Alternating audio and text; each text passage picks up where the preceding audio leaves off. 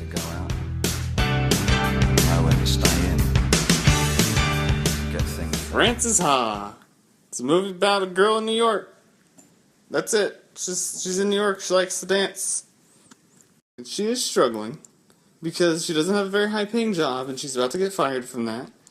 And her best friend left her, and she is lying to everyone about everything.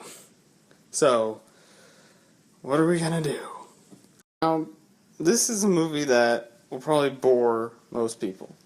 But, as I'm sure you've all become aware, I'm not most people. So one thing about this movie is that it's a great character study of a woman in New York. She talks like a normal girl. She acts like a normal girl.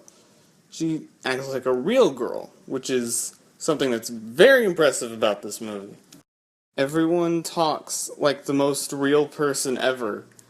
You go down the streets of New York, you could probably end up meeting every single character in this movie. They are fully realized. The world is fully realized. It all feels real. And there are plenty of moments that are funny because they hit so close to home. Like there's a church, and that is a church. And it's like my church. It's not a big old Catholic building. Not there's anything wrong with Catholicism. It's just a normal, like, church, like mine. I appreciate that level of attention to detail in this movie.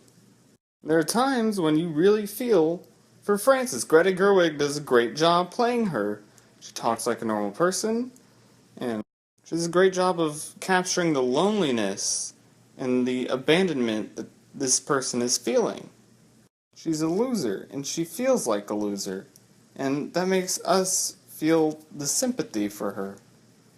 And even though all these characters are just complete hipsters, you're still just thinking to yourself, but they're people.